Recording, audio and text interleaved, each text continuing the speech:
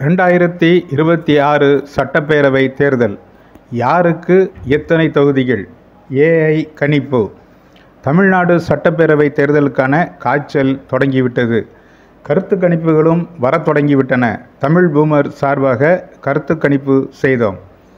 2026 தமிழ்நாடு சட்டப்பேரவை தேர்தலை கணிக்கவும். ஆளும் திமுக கட்சியின் வாக்குகளை பாதிக்கக்கூடிய பிரச்சனைகள் எவை? எதிர்க்கட்சியான அதிமுக ஆளும் திமுகவை எவ்வாறு எதிர்கொள்ளும்? பாஜகவுடன் வைத்திருக்கும் கூட்டணி அதிமுக வாக்கு வங்கியை பாதிக்குமா? நடிகர் விஜயின் தமிழக வெற்றி கழகத்திற்கு நம்பிக்கை இருக்குமா? வாக்குகளை பெறுவதற்கு அவருக்கு உதவக்கூடிய காரணிகள் எவை? சீமானின் நாம் தமிழர் கட்சியின் செயல்பாடு 2026 தேர்தலில் எப்படி இருக்கும்? திமுக, அதிமுக, தமிழக வெற்றிக் கழகம், நாம் தமிழர் கட்சி 4 அணிகளும் பெறக்கூடிய தொகுதிகள், வாக்கு சதவீதங்கள் என்னென்ன என்ற கேள்விகளை ஏஐ இடம் கேட்டோம். அதன் விவரங்களை பார்ப்போம்.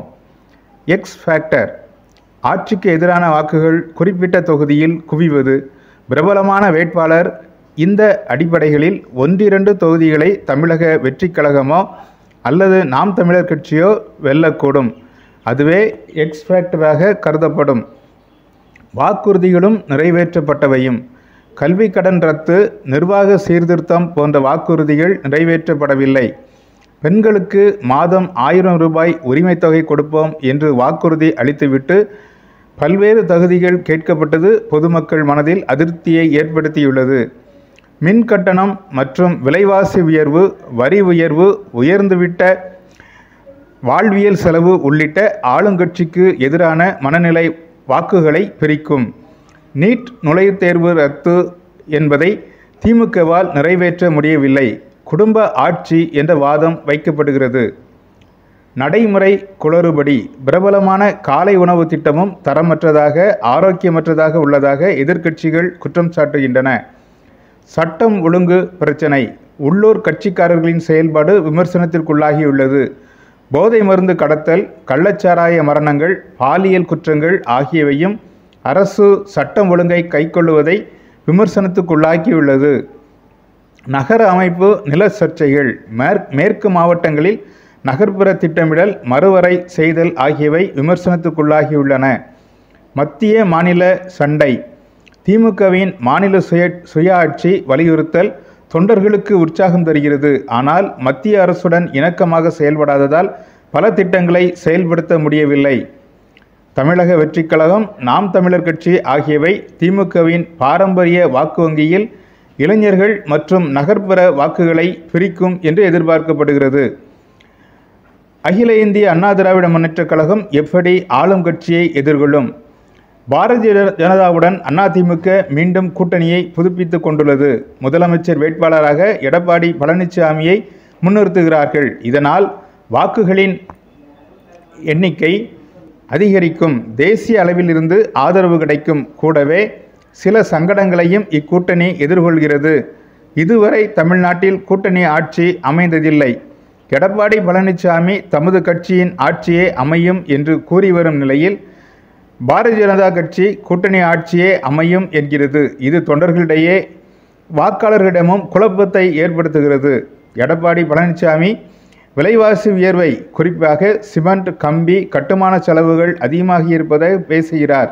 முந்தைய அதிமுக அரசில் விலைவாசி நிலையாக இருந்ததுடன் இப்போதைய நிலையை ஒப்பிடுகிறார். உள்ளூர் பிரச்சனை.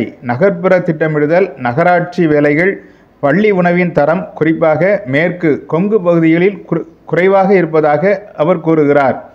அதிமுக பாரதிய ஜனதா உறவு அதிமுக வாக்குகளை பாதிக்குமா? 2024 மக்களவைத் தேர்தலில் திமுக கூட்டணி 47% வாக்குகளை பெற்றது. அதிமுக கூட்டணி 23.1% வாக்குகளையும், பாரதிய ஜனதா 18.3% வாக்குகளையும், நாம் தமிழர் கட்சி 8.2% வாக்குகளையும் பெற்றன. அதிமுகவும் பாரதிய ஜனதாவும் கூட்டணி அமைத்தால் 41% வாக்குகள். வெற்றி வித்தியாசம் குறையும். தமிழ்நாடு மேற்கு மற்றும் நகர்ப்புறங்களில் பாரதிய ஜனதா வளர்ந்துள்ளது. சிறுபான்மையினர் ஆதரவு. 2023ஆம் ஆண்டில் அதிமுக பாரதிய ஜனதாவுடன் உறவை முறித்து கொண்டது. இப்போது இணைந்திருப்பதால் சிறுபான்மையினர் வாக்குகள் திமுக கூட்டணிக்கு செல்லக்கூடும். அதிமுகவில் உள்ள பெரியாரிஸ்டுகள், திராவிட நோக்கு கொண்டவர்கள் உற்சாகம் இழந்து போவார்கள். தலைமைத்துவ சமநிலை. எடப்பாடி பழனிசாமியை முதலமைச்சர் வேட்பாளராக அறிவித்து பாரதிய ஜனதாவை வளர்க்க வேண்டும் என்பதை தெளிவாக இருக்க வேண்டும். தமிழக வெற்றிக் கழகம். விஜய்க்கு வரவேற்பு இருப்பது தெரிகிறது. அவர் ரசிகர்களை அப்படியே வாக்குகளாக மாற்ற வேண்டும்.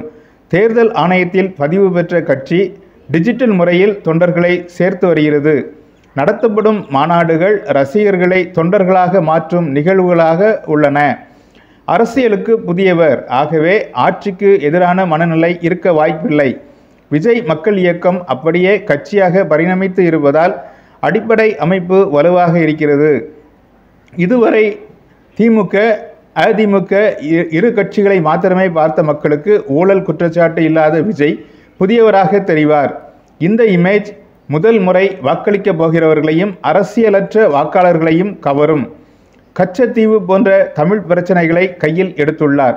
இளைஞர் வேலைவாய்ப்பு, கல்வியின் தரம், நகர்ப்புற வேலைகள், பெண்களை முன்னிலைப்படுத்துதல் போன்றவற்றை கையில் எடுத்து அவர் பேசுகிறார். சவால்கள். பிரபலத்தை வாக்குகளாக மாற்றும் திறன், ஒழுங்கான வாக்குச்சாவடி நிர்வாகம், கவர்ச்சிகரமான உள்ளூர் முகங்கள், வாக்குகளை பிரிக்கும் ஆபத்து. திமுகவை அரசியல் எதிரியாகவும் பாரதிய ஜனதாவை சித்தாந்த எதிரியாகவும் காட்டுகிறார். திமுகவுக்கு எதிரான வாக்குகளை மட்டுமல்ல, பாஜகவுக்கு எதிரான வாக்குகளையும் அதிகமாக பெறுவார். தமிழக வெற்றிக் கழகத்தின் வாக்கு சதவீதம் 7 முதல் 9% வாக்குகளை பெறக்கூடும். குறிப்பிடத்தக்க தொகுதிகளில் வெற்றி பெற போதுமானதாக இருக்காது. ஆனால் மற்ற கட்சிகளின் வெற்றி வாய்ப்பை பறிக்கக்கூடும். சீமானின் நாம் தமிழர்.